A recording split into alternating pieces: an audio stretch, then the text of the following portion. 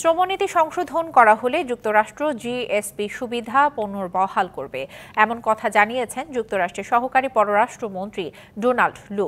দুপুরে পররাষ্ট্র মন্ত্রণালয়ে তার সাথে সাক্ষাৎ শেষে এসব কথা জানান পররাষ্ট্রমন্ত্রী ডক্টর হাসান মাহমুদ। আর আস্থার পুনর্নির্মাণ করে যুক্তরাষ্ট্র বাংলাদেশের সম্পর্ক আরও শক্তিশালী করার কথা জানান ডোনাল্ড লু। বুধবার বিকেলে পররাষ্ট্রমন্ত্রীর দফতরে তার সাথে বৈঠক করেন সফররত মার্কিন সহকারী পররাষ্ট্রমন্ত্রী ডোনাল্ড লু। ৮ ঘন্টার বৈঠক শেষে সাংবাদিকদের ব্রিফিং করেন লু এবং হাসান মাহমুদ। ডোনাল্ড লু জানান, যুক্তরাষ্ট্র বাংলাদেশের সম্পর্ক আরও শক্তিশালী করতেই আলোচনা হয়েছে। এছাড়া শ্রম আইন নিয়ে আলোচনা হয়েছে জানিয়ে ডোনাল্ড লু বলেন, এই বিষয়গুলোর তদন্ত দেখতে চায় বাংলাদেশ। দুর্নীতি রোধেও একসাথে কাজ করতে চায় যুক্তরাষ্ট্র। আমরা সম্পর্কের আস্থা পুনর্নির্মাণ করতে চাই। দুই দেশের সম্পর্ক শক্তিশালী করতে আমরা সকল দিক নিয়ে আলোচনা করেছি।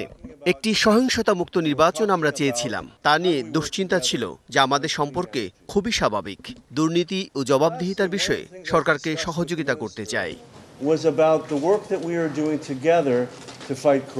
পরে পররাষ্ট্রমন্ত্রী বলেন, জিএসপি সুবিধা পুনর্বহাল, র্যাবের উপর নিষেধাজ্ঞা তুলে নেওয়া, গাজায় শান্তি স্থাপন সহ বিভিন্ন বিষয় নিয়ে আলোচনা হয়েছে ডোনাল্ড লু এর সঙ্গে। কথা হয়েছে বঙ্গবন্ধুর খুনি রাশেদ চৌধুরীকে ফিরিয়ে দেওয়ার বিষয়েও। আমাদের বিজনেস বাস্কেটকে আরও ওয়াইডেন করার জন্য যেই জিএসপি ফ্যাসিলিটি আমরা আগে এনজয় করতাম এখন করি না, সেটি তারা ফিরিয়ে দিতে চায়। তবে সেটি এখনও রিইন্ট্রোডিউস হয়নি।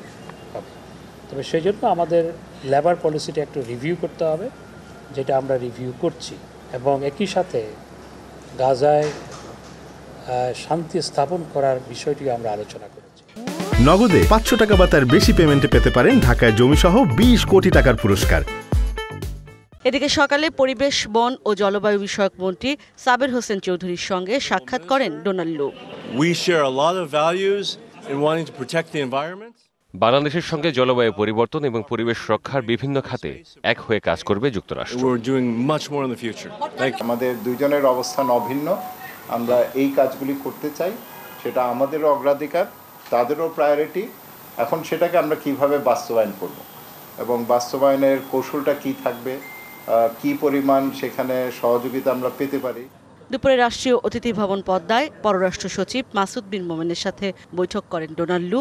তার আগে সকালে বেসরকারি ব্যাংক ইবিএল এর সাথে জলবায়ু পরিবর্তন বিষয়ক এক অনুষ্ঠানে যোগ দেন ডোনাল্ড লু। ইশরাত জাহান উর্মি, ডিবিসি নিউজ, ঢাকা।